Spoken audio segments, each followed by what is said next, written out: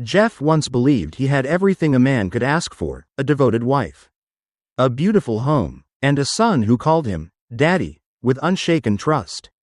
Life felt secure, almost cinematic in its perfection. He and Sophia had built their world together, brick by brick, through whispered promises and stolen glances that once spoke of forever. Paul, their son, was the center of his universe. Jeff had painted nursery walls, stayed up during sleepless nights, and carried the weight of fatherhood with pride.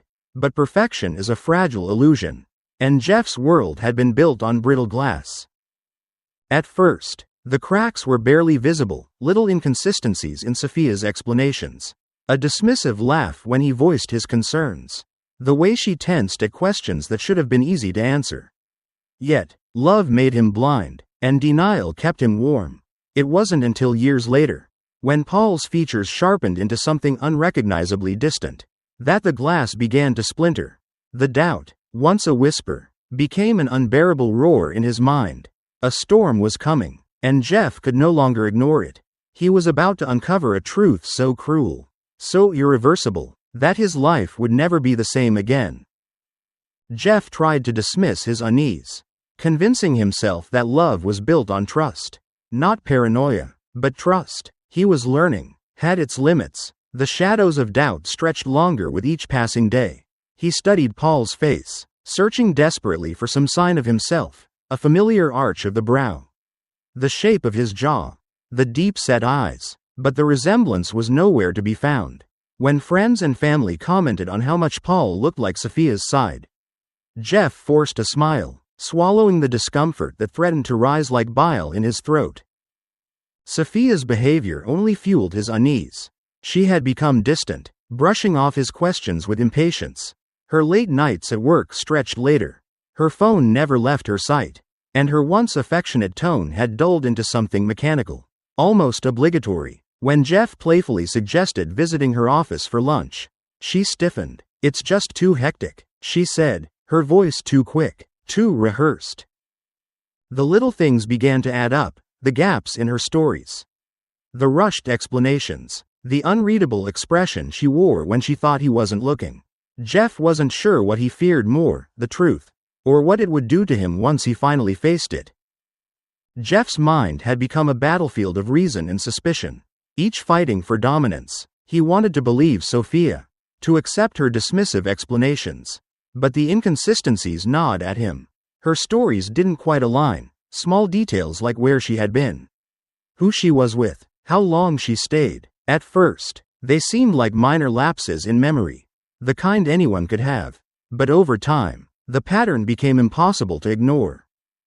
One evening, as Sophia stood in their kitchen, texting with a faint smile playing on her lips, Jeff felt the weight of his doubts press down on him.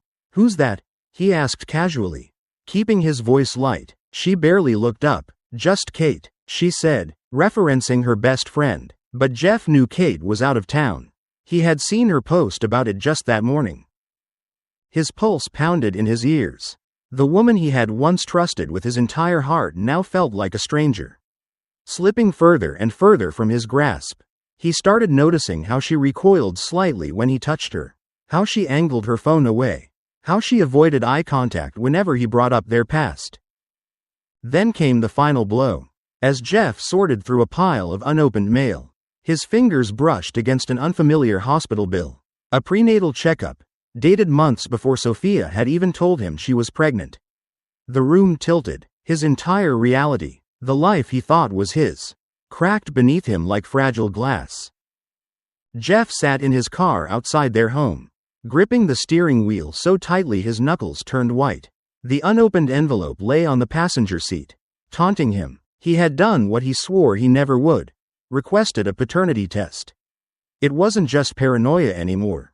It was necessity. The truth had become a ghost in their home, whispering in the silence, lurking in every glance Sophia avoided, in every too perfect excuse she offered. Taking a deep breath, he tore the envelope open. His eyes scanned the words, but his mind refused to process them. Then, one phrase burned into his consciousness. Probability of paternity, 0%. A slow numbness spread through his body. Paul wasn't his son. He wasn't a father. He had spent years cradling a lie, rocking it to sleep, singing lullabies to betrayal. The front door creaked open, and Sophia stepped onto the porch. She froze when she saw the paper in his hands. "Jeff," she started, but he held up a hand, silencing her. His voice came out hoarse. "Tell me the truth, Sophia, no more lies." Her lips parted, but no words came, and in that silence, Jeff had his answer. A bitter laugh escaped him, raw, hollow. He had spent years fighting for something that had never been his to begin with. The illusion had shattered, and all that was left was the unbearable weight of the truth. Jeff had imagined this moment 100 different ways. He had played out the confrontation in his mind, the anger, the accusations, the tears, but standing there, staring at Sophia across their dimly lit living room, he felt nothing but exhaustion. The weight of the last 6 years pressed against his chest like an anchor, dragging him down into a sea of disillusionment. I need you to be honest with me," he said finally, his voice barely above a whisper. Sophia's arms were wrapped around herself, as if shielding her own secrets. "Jeff, please." "No," he exhaled sharply, shaking his head. "No more begging, no more dodging, no more lies." He held up the crumpled paternity test, the proof that had finally ripped apart the last thread of denial he had been clinging to. "Tell me, Sophia, how long?" Tears welled in her eyes. But Jeff had seen her cry before. He had believed those tears once, had comforted her, had let them convince him that his suspicions were nothing more than paranoia. Not this time. She opened her mouth, then closed it again. The silence was worse than any confession. Jeff ran a hand through his hair, swallowing the lump in his throat. "I can't do this anymore." The words felt final, heavier than he expected. Paul's laughter echoed faintly from upstairs, oblivious to the storm tearing through the foundation of their family.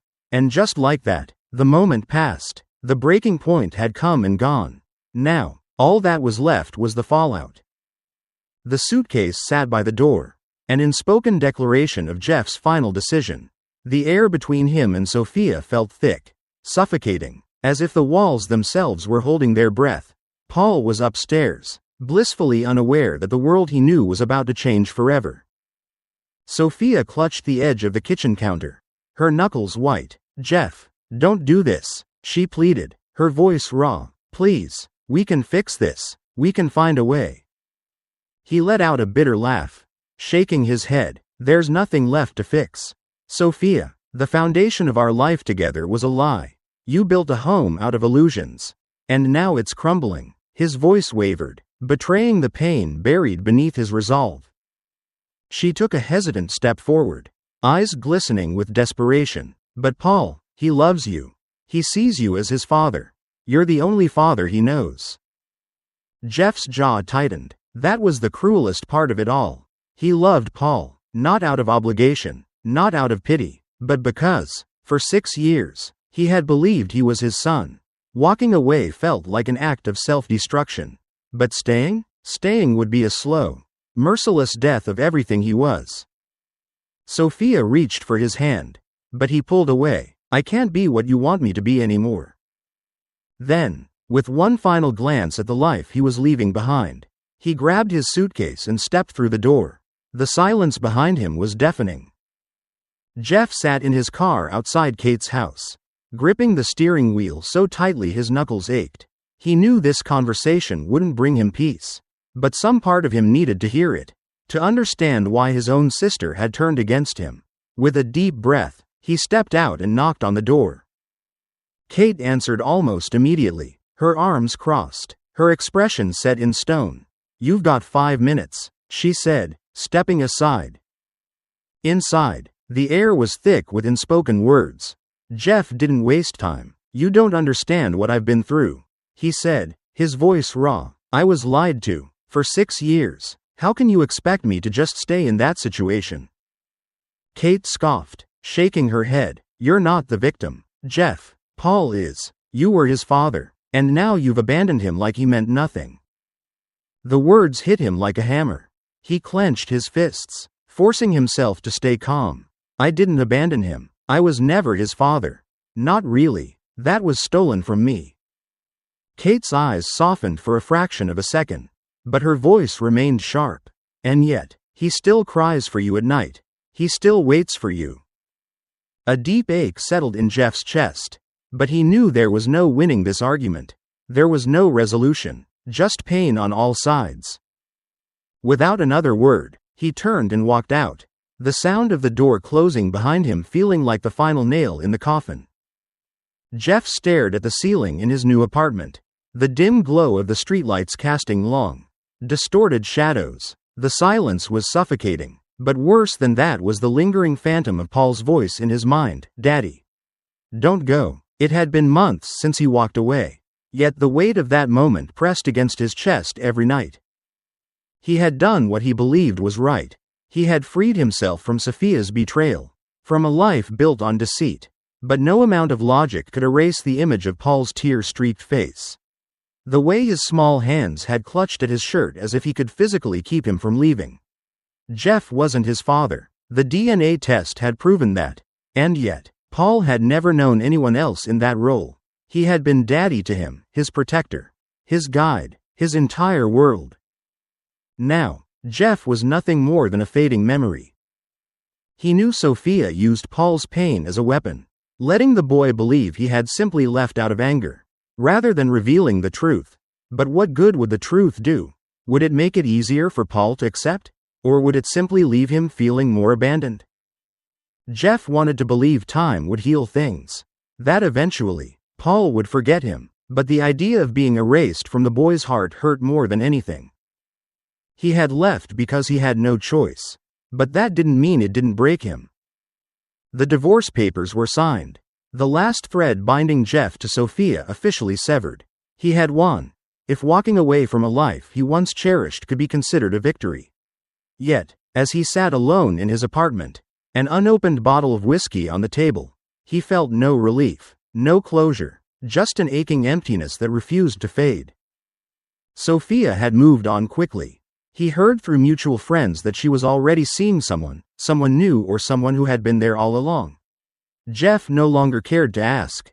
The betrayal had stripped him of that right, of the illusion that he had ever truly known her. Paul, on the other hand, had no such luxury. He was still trapped in the confusion, still waiting for a father who wasn't coming back. Jeff had refused to answer the late-night calls, ignored the tearful voicemails. It was cruel, but kinder than false hope. Yet, as much as he tried to convince himself he was doing the right thing, he couldn't shake the guilt. He had fought to reclaim his life, but in doing so, he had shattered Paul's. No child should suffer for the sins of their mother. And yet, Paul had become the collateral damage of Sophia's lies. Jeff had gained his freedom, but at what cost? He had walked away to escape the pain, only to find himself carrying it everywhere he went. The battle was over, but there were no victors here. A year had passed since Jeff walked away, yet the past still clung to him like an old scar, faded but never truly gone. The nights were the hardest. Sometimes he would wake in a cold sweat, convinced he had heard Paul's voice calling for him. Other times, he caught himself staring at the toy aisle in a store, a phantom habit from years spent bringing home little surprises. The realization always came like a gut punch. He was no longer a father. At least not in any way that mattered. Sophia had tried reaching out once, a carefully worded email that danced between regret and veiled manipulation.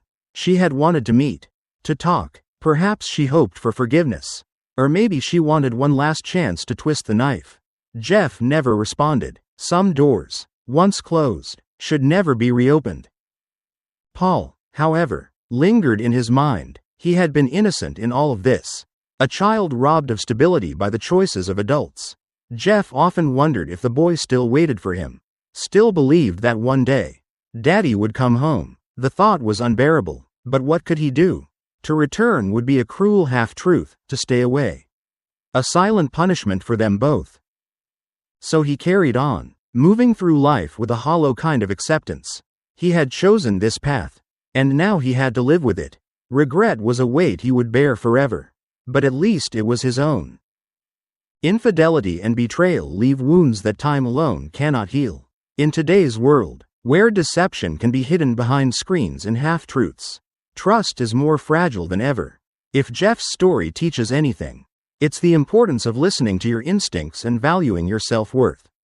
Love should never come at the cost of your dignity or mental peace. If you find yourself in a relationship built on manipulation, step back and evaluate. Prioritize honesty, both with your partner and yourself. Walking away is painful, but staying in a lie is far worse. Protect your heart, guard your trust, and never settle for less than you deserve.